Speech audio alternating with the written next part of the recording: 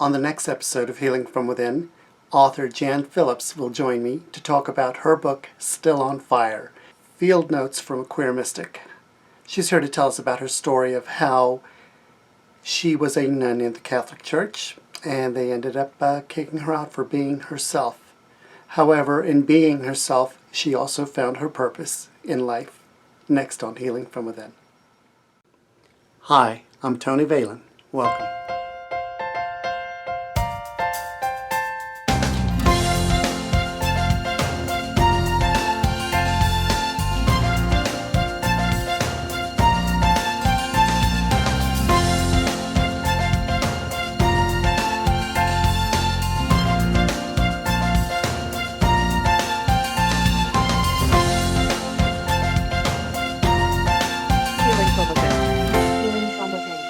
Healing from within. Jan, welcome to the show.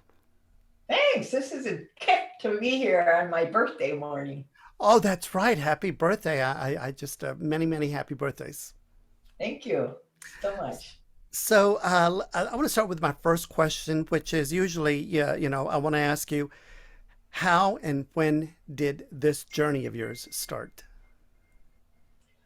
On this very day of my birth, March 5th, 1949, I come out of the womb, a little pervert, is what I thought, because I'm raised Catholic, right? Yeah. So the little kid begins to notice it when I reach puberty, and then start having my attractions. And lo and behold, I'm attracted to girls. So I knew something was terribly wrong with me, because all of my training, the whole culture, all the family, every movie, every TV show back then, there was no pro-gay anything. So I absorbed that, as one does, from the culture at large. So I realized I was, one of the worst sinners on earth, and decided to kill myself. And right when I'm in that process of figuring out what's the best way to do it, I practiced writing my suicide notes, and I had entered sixth grade. And what the nun noticed was that here's this really smart kid, but really athletic, a great athlete, friendly, a good kid, but she's walking around with her head down, and just no joy, no light is emanating. And so the nun figures something is wrong. And she calls my mother and says, I want to try this new thing on your daughter because she's stuck in the dark somewhere. The new thing was called positive reinforcement. That was that time. It was new in the early 60s. And what it meant was she just kept affirming me for every little thing I did. Oh, you're so artistic. Help me with the bulletin boards. Oh, you're the best speller in the spelling bee. You always win. Oh, you get the most votes for president in the class, even though girls couldn't be president. So only boys could be president and vice president. And though I got 90% of the votes, I had to choose between secretary and treasurer. Those were the times we were living in.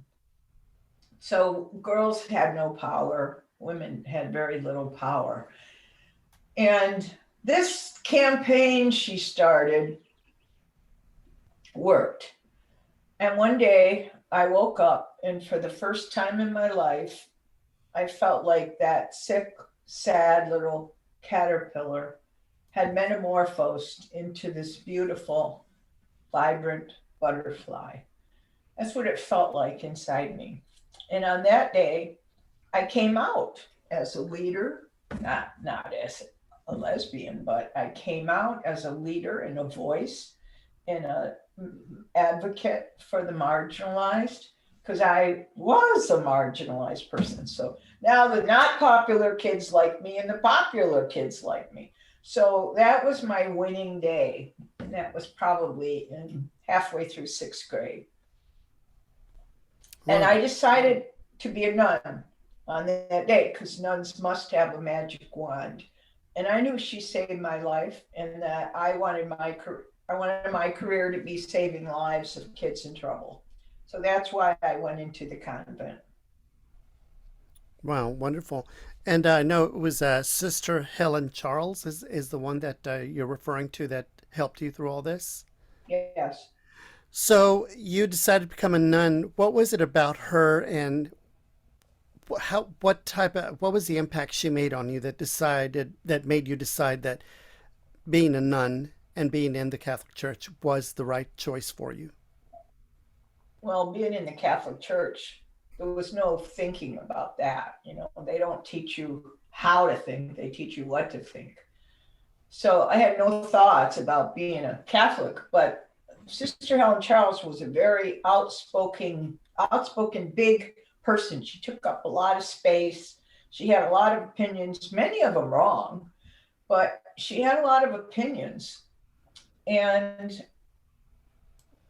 to tell you the truth, somebody told me many years ago that she too was a lesbian, of closeted, of course, but had a very, very tight relationship with another sister. And all I knew is somebody knew how to fix my broken self. And I attached that to the notion that she was a nun.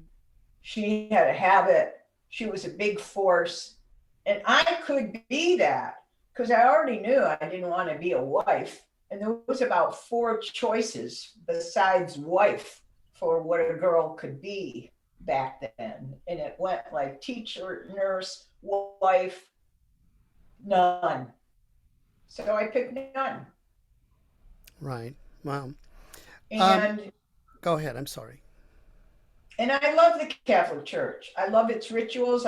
I love the music. I love the candles. They install it like a software right into the hardware of our human beings.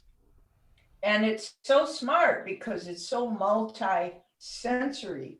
Just when you're young and impressionable and coming up and trusting, beginning to understand and trust the institutions, they install Catholicism with a high regard for our sensuality so that it works. You're penetrated with the most beautiful music in the world. You're saturated with the smell of frankincense, the sight of candles, the altar boys here and there every day, the 7 commandments, or not the commandments, all the virtues, all the things that we learn about in the catechism were presented to us in a pretty sensual way.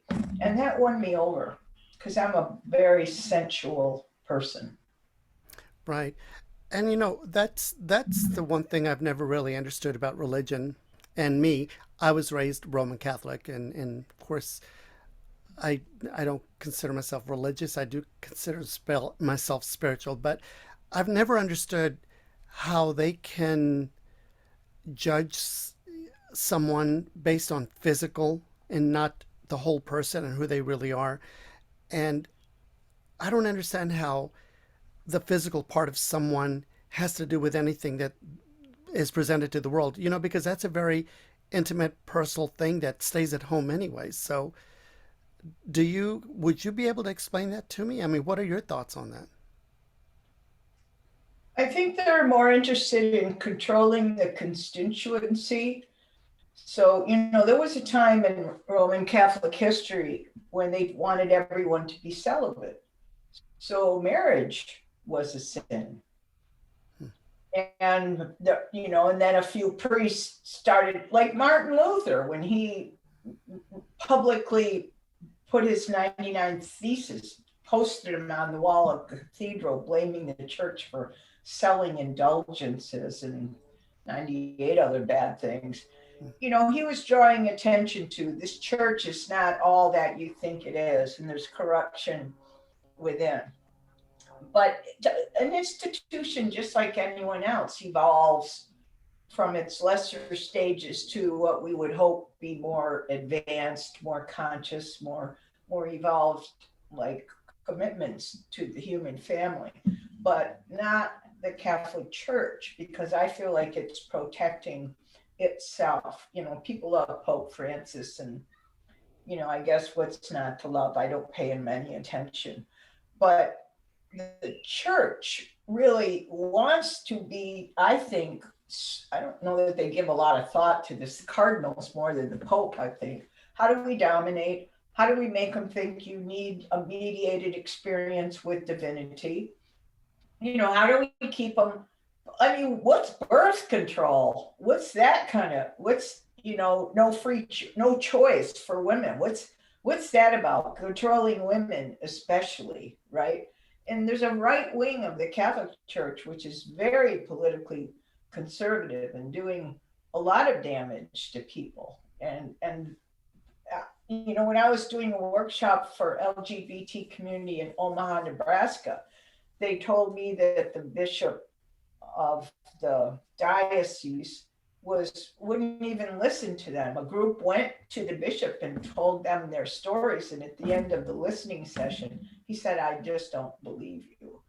And so now I called up and I said, "I have a teenage nephew who's gay, and I really want to lead him towards some support within the church." And at the chancery, I called, and the woman says, "Oh, yeah, we have this conversion therapy program." So that's control. That's trying to control a young kid who's wanting to just come out, to be recognized and seen, and to be blessed, because the journey is hard when you're so different. And the church instead sends him to a conversion therapist. It's controlling the people.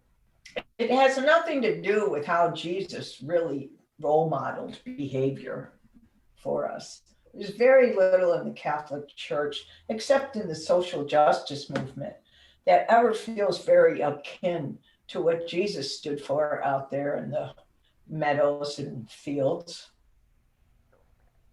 Yeah, well, yeah, it is about control. Unfortunately, because of that control, they also cause a lot of hurt, and Oh boy.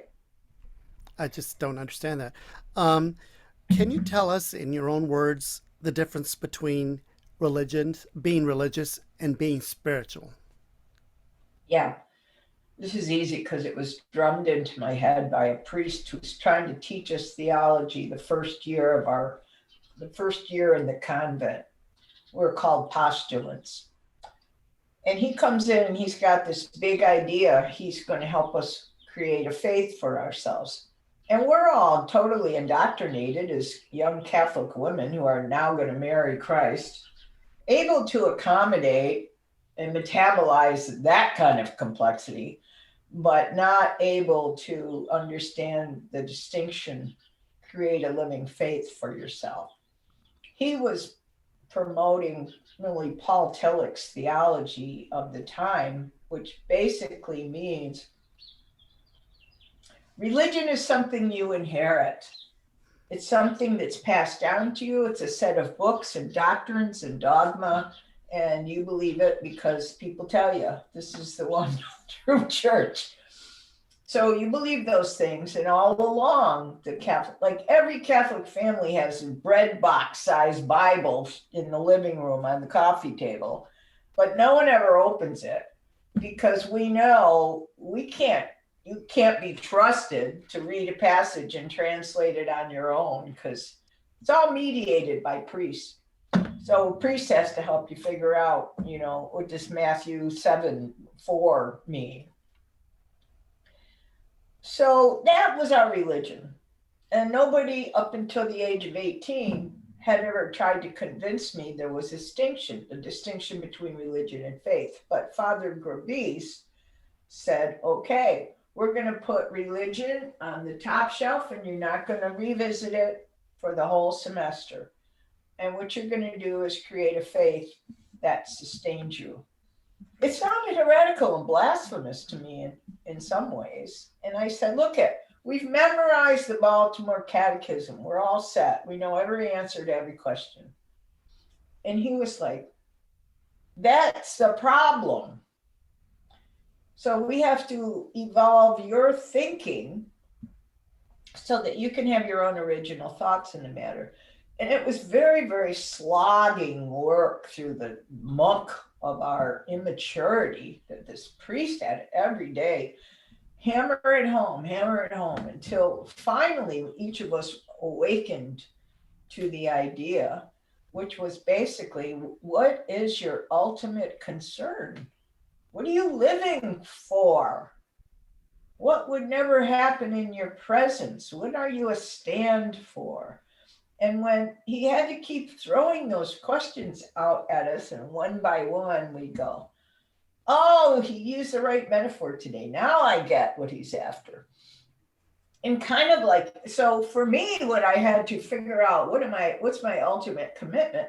I went right back to Jesus, the man who, stood with his peers and said, anything I can do, you can do, and even more. We're the light of the world. Take the Good Samaritan, take care of your brothers and sisters when they're in need, and don't think there's any difference between you and him, right? We're all one with the Father. So drilled it down. And so I went right to Jesus as my example, because, people put him out there as the great exception, but I think of him as the great example. And so when I was framing my ultimate commitments, I said, I'm committed to be a light in the world. I'm committed to justice, to serving the poor, and to being a force for good. And injustice will not thrive anywhere around me. And that was my living faith. So if you were to say to somebody now, religion is the menu, but faith is the meal, that might help them get there. Religion is the score, but faith is the music. You can begin to see those distinctions. Religion is doctrinal, boring, written words. Faith is taking your shit to Goodwill, right? It's an action, it's a program for action.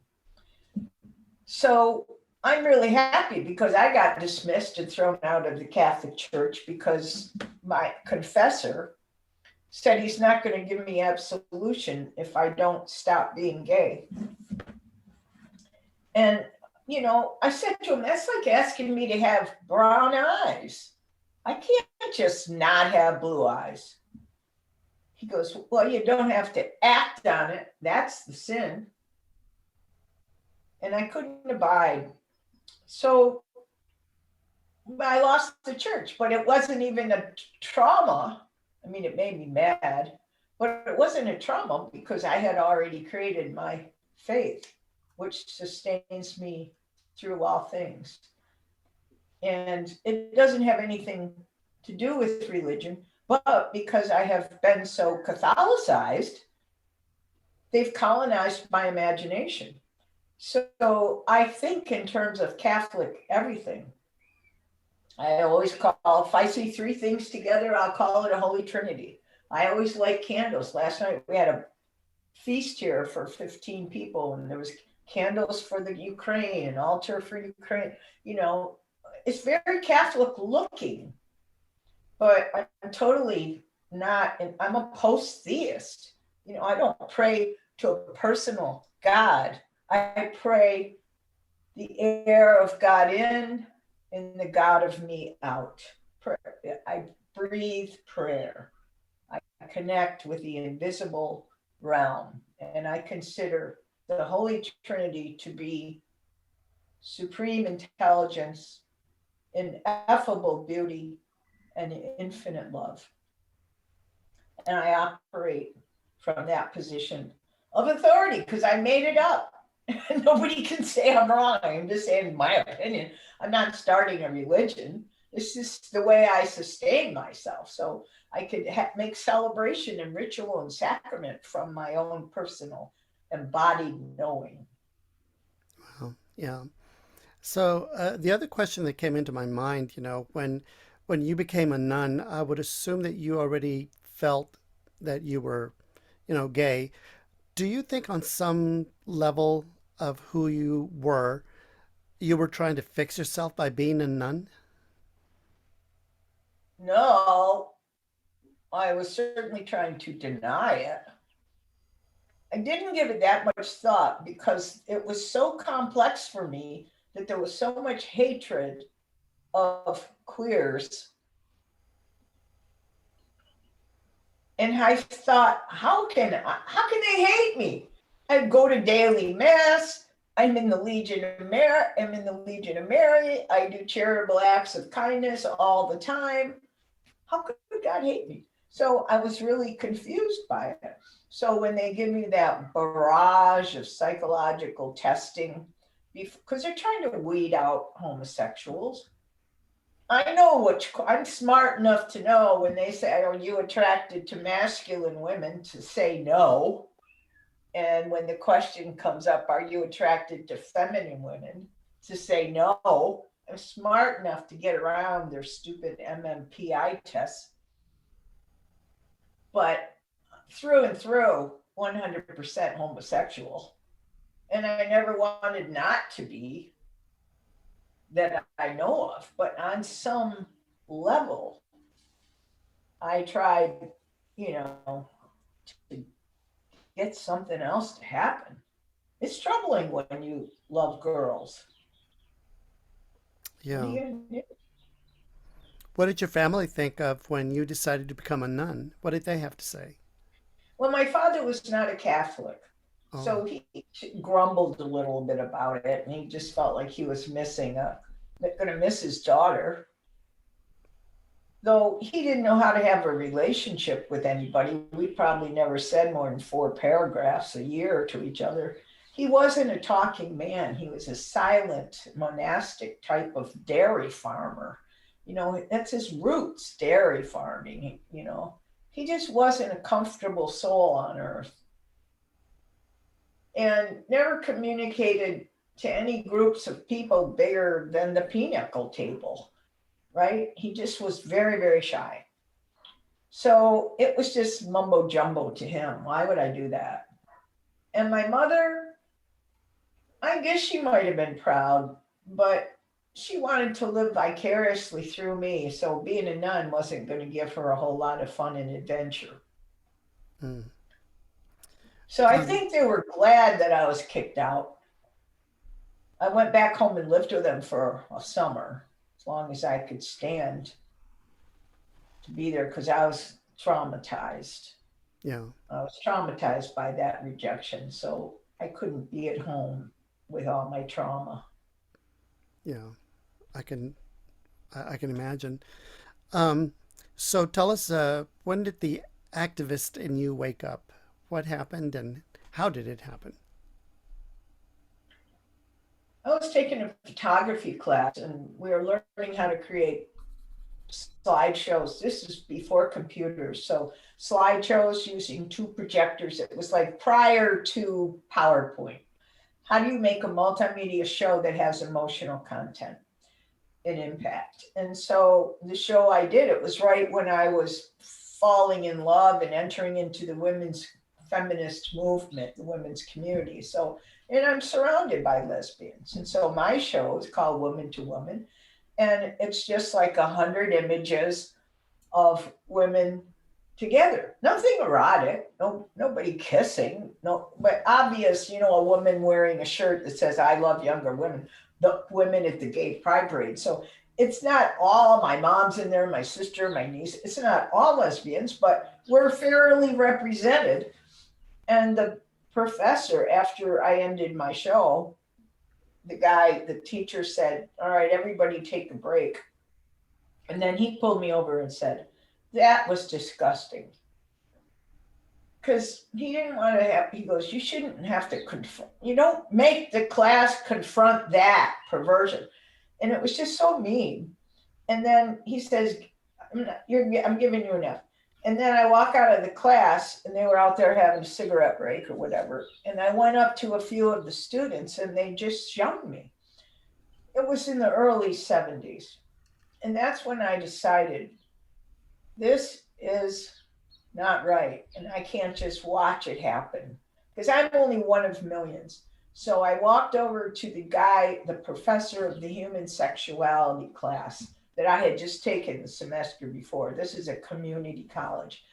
I said, you know how you bring in speakers from the outside to talk about their human experience, like transvestites or cross dressers or trans people or whatever? He goes, yeah. I said, I'm one and I want to talk to your class because I'm mad. And I want to talk about what it feels like to be treated badly just because you're gay. So he let me talk to the class, and that's the genesis story of a young dyke activist. Well, yeah. Still on Fire is the title of your book, the main title. That is, in my opinion, that's a very strong title to the book. How did you come up with the title? What inspired you to call it that? Titles are always Pentecostal. They fly in from outside like tongues of fire. So the title is always given freely to you from the muse or Holy Spirit, same thing. The artistic, your artistic gods and goddesses. This was my 11th book. All of my titles just flew into my mind. I knew months before I even knew what the book was going to be, Still on Fire. And well, this one actually went through probably 4 iterations before it was finally given to me the right title, because first it was Accidental Mystic, then it was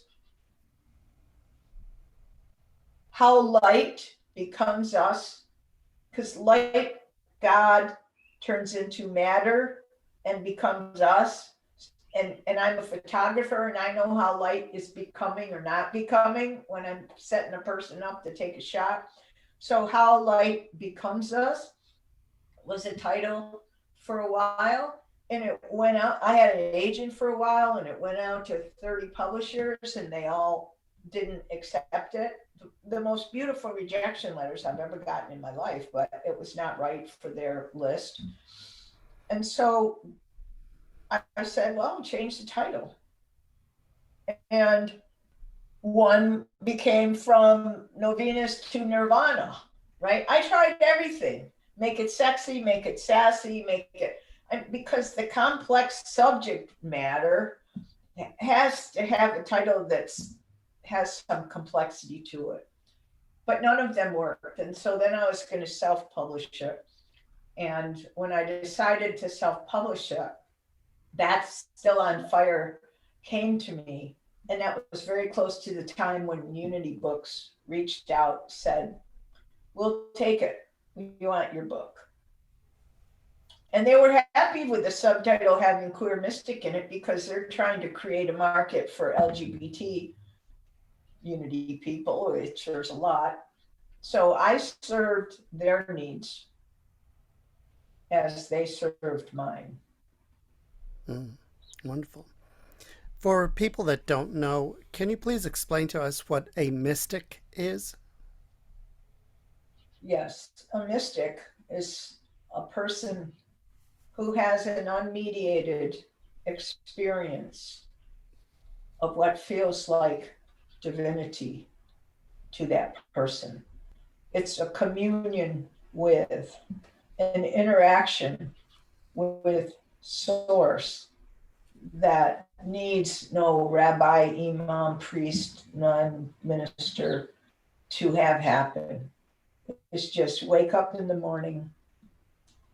Like this morning is like I'm sitting exactly like this in my bed, different mittens, but exactly like this, feeling like a satellite dish to mind at large. And this gesture says, I'm taking the call. You know, Emily Dickinson once said, the only news I get is bulletins all day from immortality.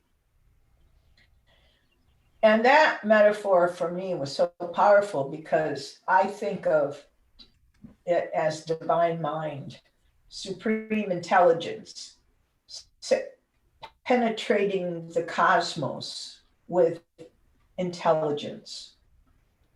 which means information bites are coming our way constantly, day and night, but we can't see them. It's like every once in a while when the sun comes through the window and just away, you see the earth fill with all these dust motes.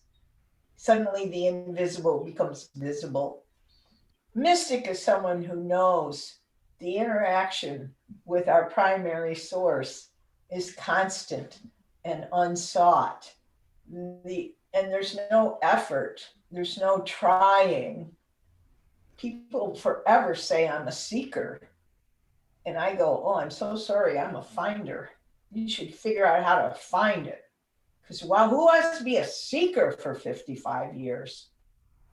Just find it. Stop saying looking for and start saying, wow, you're beautiful. Thanks for coming to me. Wonderful. So, as you go through your life, going forward, what do you think is your main focus on this physical plane? You've explained what you're doing, but specifically, what is your focus and what have you dedicated your life to?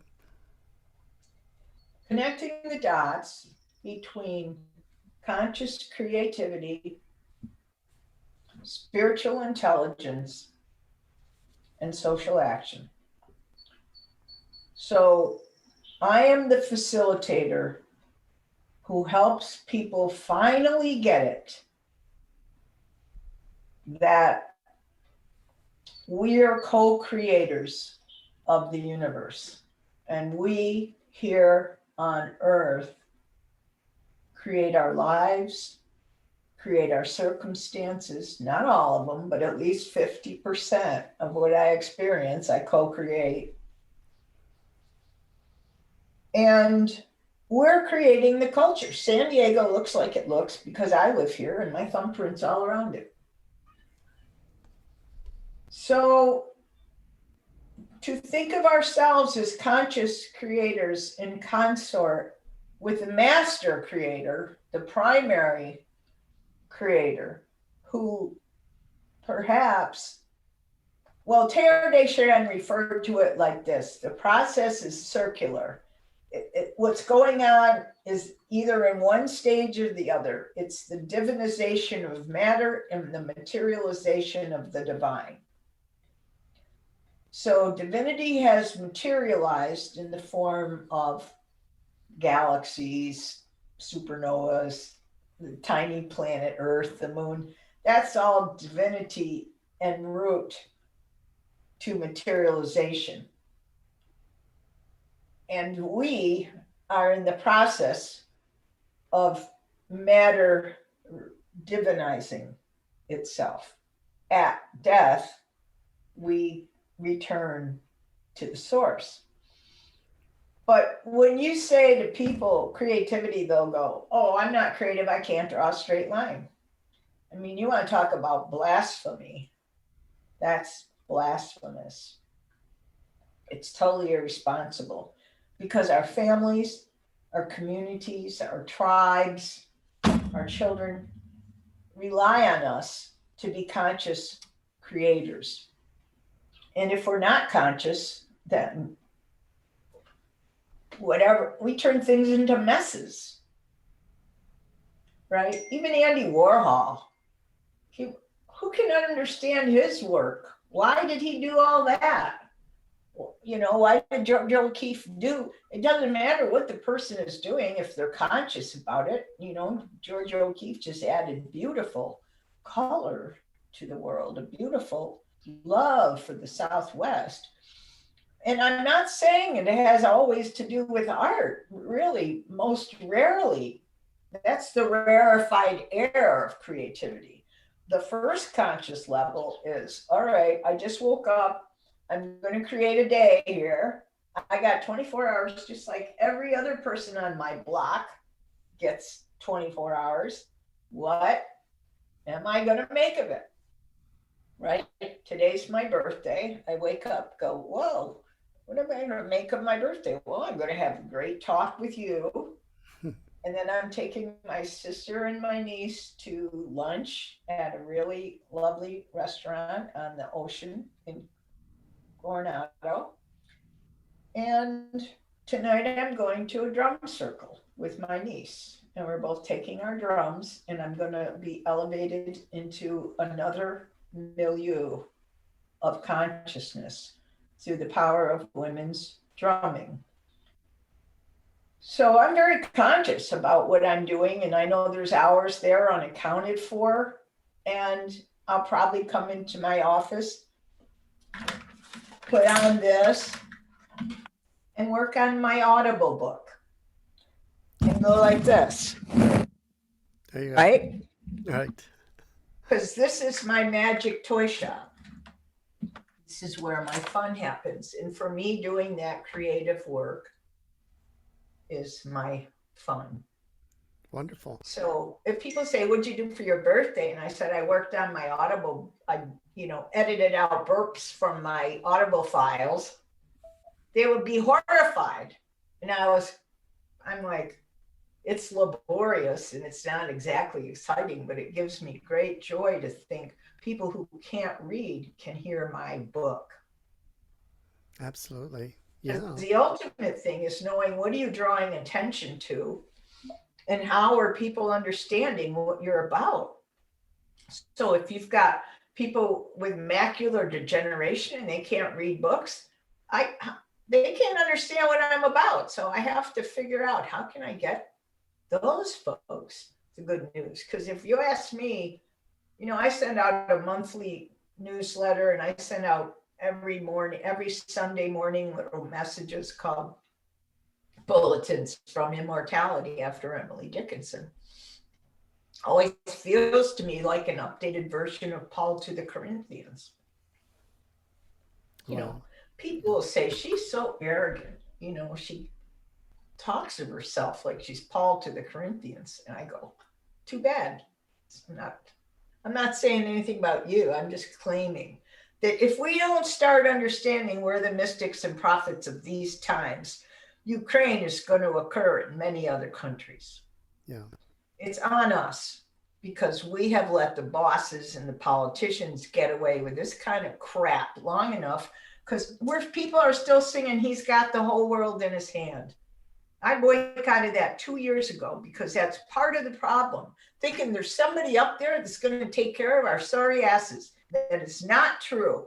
We have this whole world in our hands. And that's my message. And that's the good news and the bad news. But I think it's more good than bad. Yeah. Jan Phillips, author of Still on Fire, Field Notes from a Queer Mystic. Jan, thank you so much for joining us for the show. And I really appreciate your time and your energy and the thoughts you shared with us. Thank you so much.